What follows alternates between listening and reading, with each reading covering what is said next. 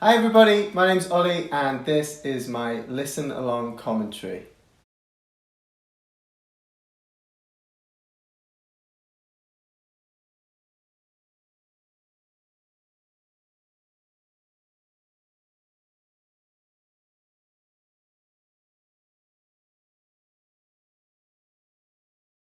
Okay, so ready in 3, 2, 1.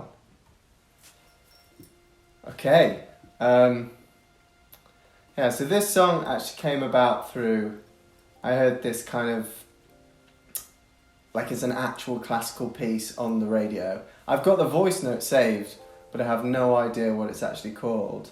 But on that version, it had like a really nice violin part over the top, and there was like the piano part underneath it, was just awesome. So that's what I kind of did with the dun dun dun dun dun. That's what I tried to do with that. And this bit always makes me think of that bit in Toy Story, where Toy Story 2, where it's like nobody loves me, da da da da da. That's what that makes me think of.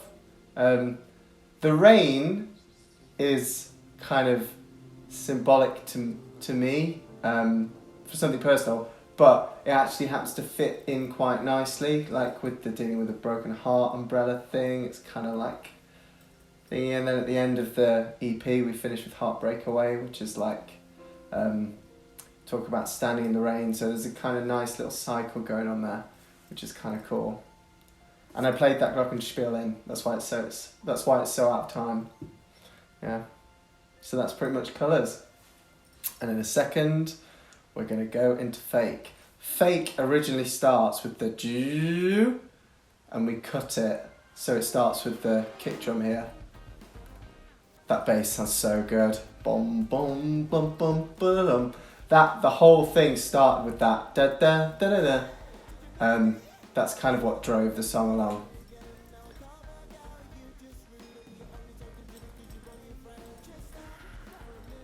I really need to be talking, but I'm just enjoying it. I really like this sound here. I don't know how I made it. It's like mega fuzzy and stuff. I like that line. I don't know where that came from, but it's pretty cool.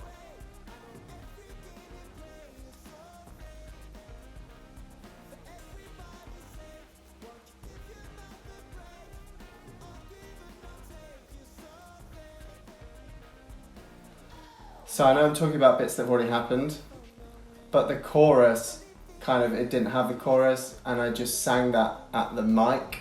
So it's quite pure. It's kind of like very honest, I think.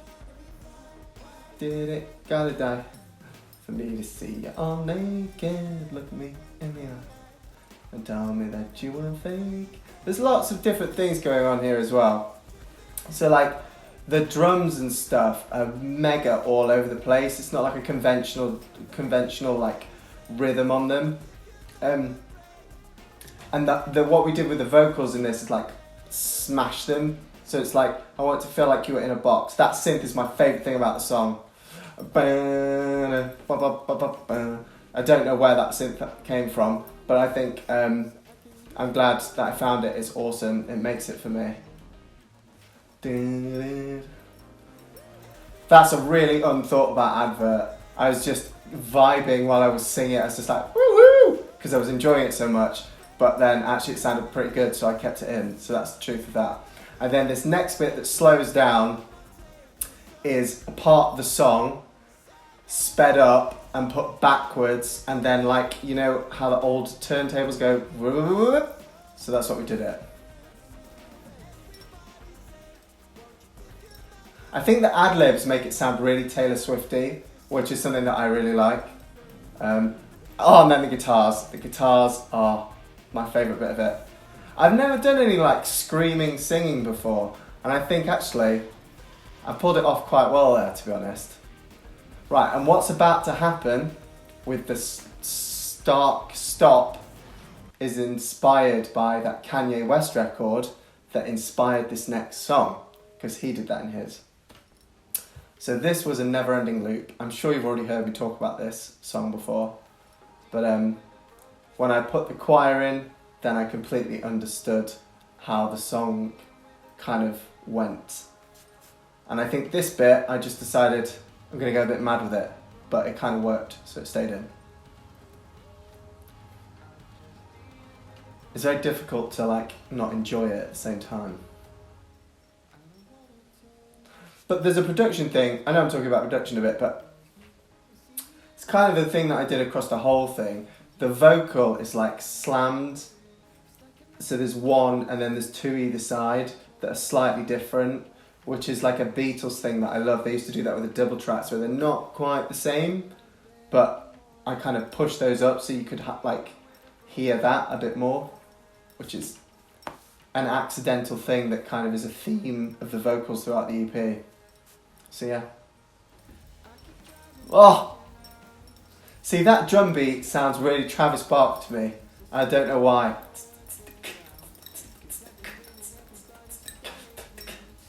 And the harmonies on that sound really good when they're isolated. Really, really good. I think that's when I got super excited about the song when I was recording it, when I did those harmonies.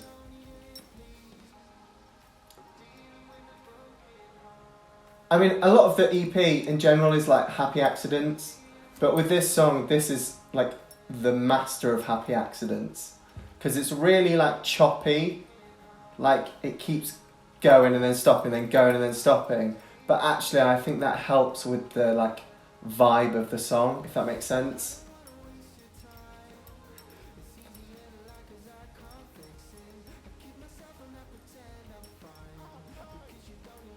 Best line in the whole EP, that.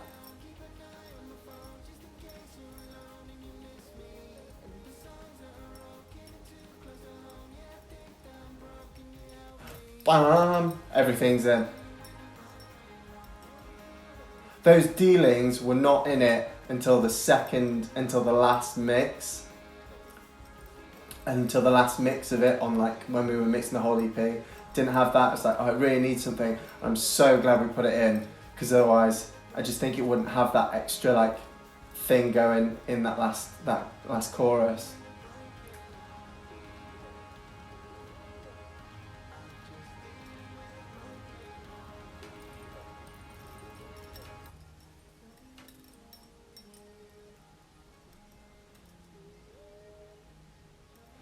That kind of wavy sound was something I'm really happy with found, which is kind of interesting. But it comes back in later on in the EP in like Late Summer Lover. Mad Love! Hey! Those Mad Loves at the start, originally it just started with the drums, and then it's like, it needs to start with something, so you know this is Mad Love, and so we just put that in it.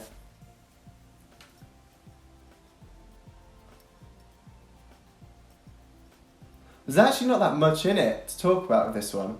It's quite bare, really.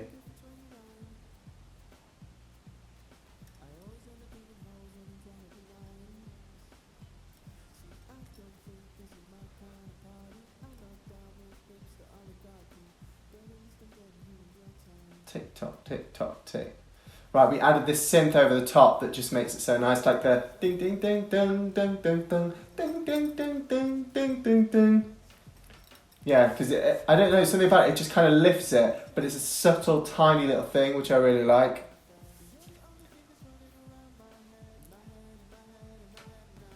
I wrote this chorus in a lay-by, which is pretty cool. I actually ended up going back to the same place where a lot of these things were written to write other bits of it, to see if it was the same vibe. I think the chorus was written in the lay-by, and then the verses were written in the same place that Late Summer Lover was written.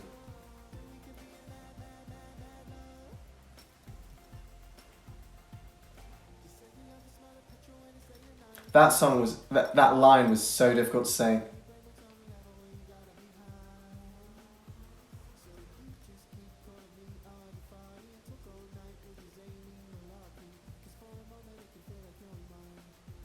There's some really cool loops under that as well.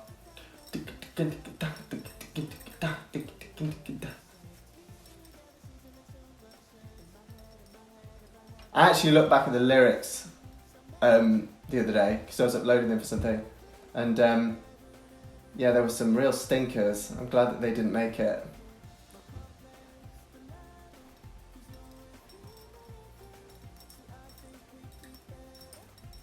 And I actually wrote the tune with this in, bam, bam, bam, bam, bam. It wasn't inspired by the words, which is quite odd, isn't it? As rhythms go, it's quite specific to not have anything to go over the top of it, which is kind of cool. Underneath that thing is a vocal pad of me with autotune going, woo! If you heard the dry take, it sounds rubbish. But with the autotune, it sounds good. Whoop, whoop, whoop.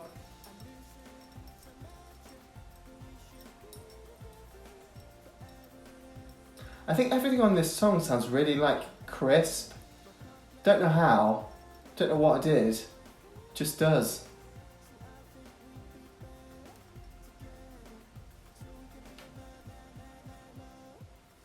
I really like how there's like a resolution with this bit in a sec. Mama, because like it doesn't appear at any other point in the song, but it starts it off and it's quite recognisable, and then you finish it with the same thing.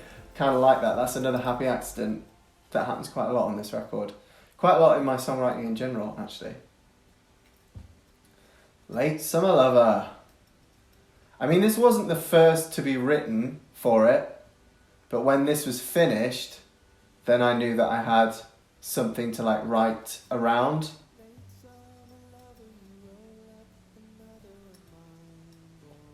That bass is like a normal bass that we kind of like, I don't know, messed up to make it sound like Paul McCartney's Rickenbacker bass. I wish I had a Rickenbacker to play on it, to be honest, but yeah, I kind of like it.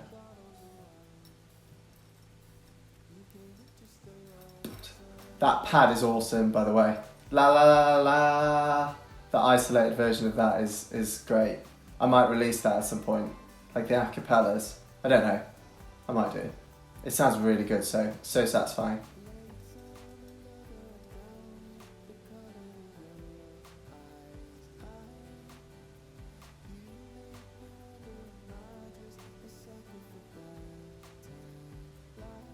I mean, a lot of this is like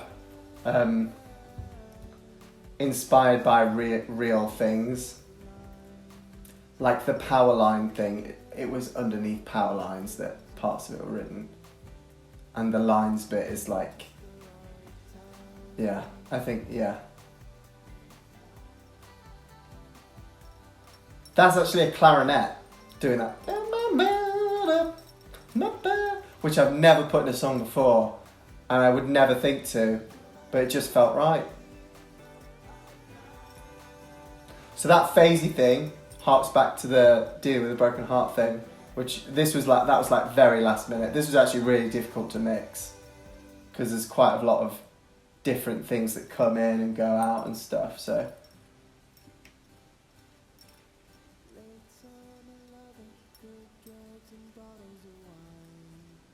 There's some good words in it for a song that's like so short, I think. There's not really a lot in it. It doesn't really have a chorus. It's just going la la la la la.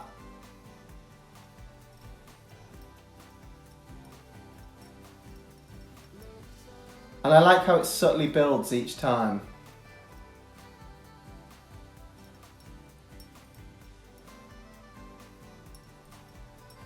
And then this bit's really Beach Boysy, but I love that.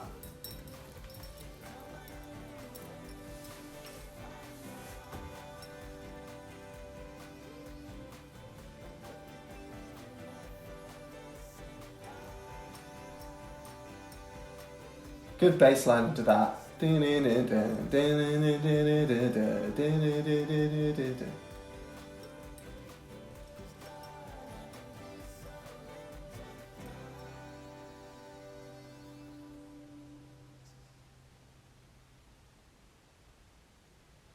Okay, the transition, dark one. We're nearly over. It's nearly done. Wow, that's gone pretty quick actually. And this song was written like the week after Late Summer Lover, but sounds absolutely nothing like it.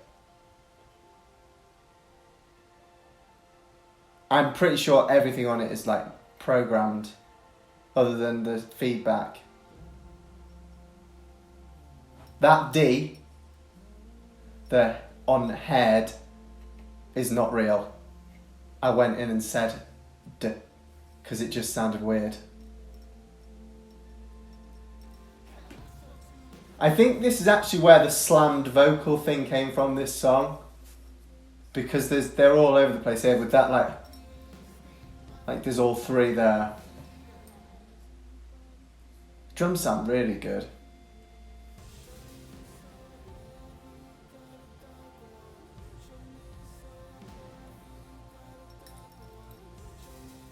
This was really fun to record actually, because stacking the harmonies was like really satisfying to do.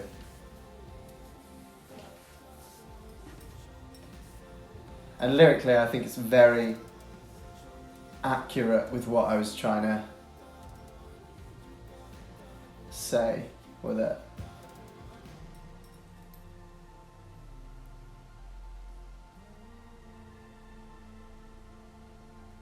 I like how it's really unstable, all the music's like jittery and stuff. Because it's quite juxtaposing. There's like airiness on top and it's got like kind of really harsh stuff underneath it, like that slam. It's breaking. It's breaking. Yeah, I'm really glad I put this in. And they didn't put the French bit in the second time.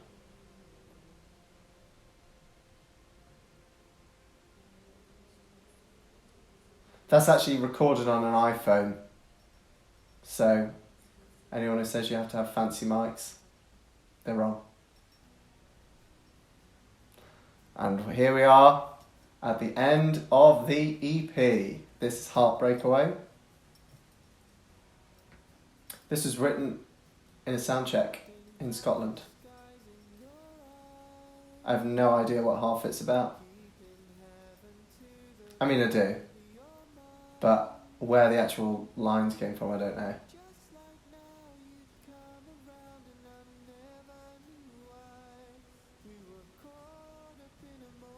This next line, I've always, you know, like the Beatles with Please Please Me, how it's like two words that mean different things. I love that the phrase is flipped. All said and done, done what he said.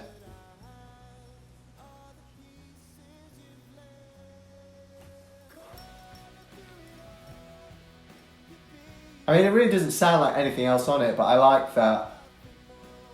And it is very raw.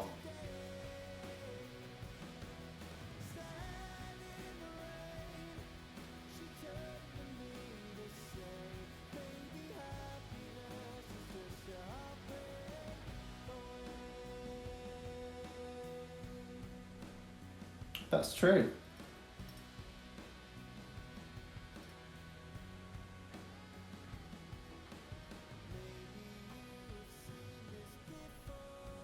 I've never owned a thinking cap. Don't do that much thinking, so I don't know where that came from.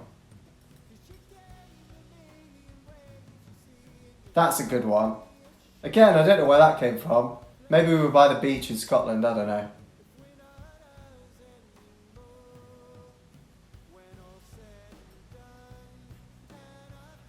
Like, there's really not that much going on, but it still sounds huge. I really don't know how that's happened. I did it, don't know.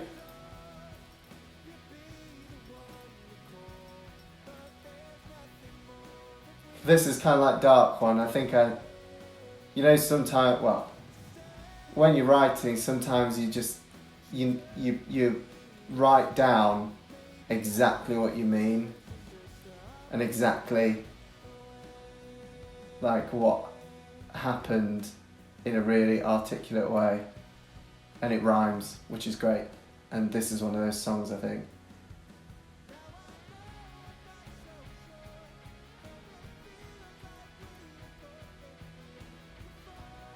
The next thing, I was always like, I don't like these lines, but I couldn't better them. I just couldn't better them. And actually I'm glad they stayed in because I think they're quite good actually now. I don't know how my voice did that. Another happy accident.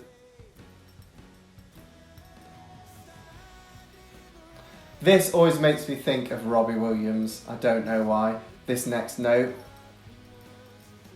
This bit. I don't know, I can just hear lots of Robbie Williams in that, which I love.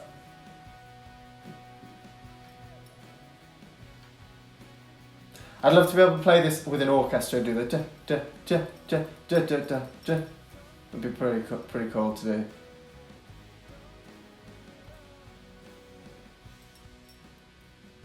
So in the context of the whole EP,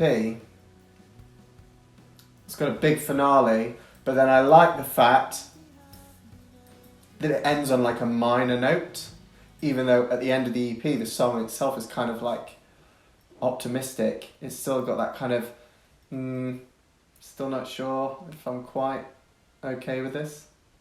And then it goes back into the beginning of Colours, because when I was doing the EP, what I liked about Colours was it felt like it could finish it, but it also felt like it could open it. And so when you're listening to it, hopefully when you listen to Colours the second time,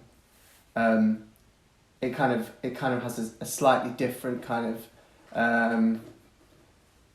you think about the French bit differently. I know you can't really hear the French bit that much, but what the French bit says is, one day when all my colours fade, know that my heart is now dealt in shades that must be felt to be seen, or which must be felt to be seen. Which at the start, I think, without the context of the record, it's kind of like a, I don't know what the word is, like a precursor to it. But then at the end, I think actually that ends up summing the whole thing up. You know, I think it's that like using that experience, which is basically what this record is. It's a lot of me in it. Okay, that's just how I write. That's the only way I know how to write. But yeah, it's very honest, and I'm incredibly proud of it. And yeah, I'm waffling as I always do. But yeah, thank you very much for listening along. That was my listen along commentary to my EP Mad Love. Now you can go away and listen to it without me talking rubbish in your ear. But yeah, I appreciate it if you are listening to it. And thank you so much for making me so happy that people are enjoying this EP. Thank you very much. Much love.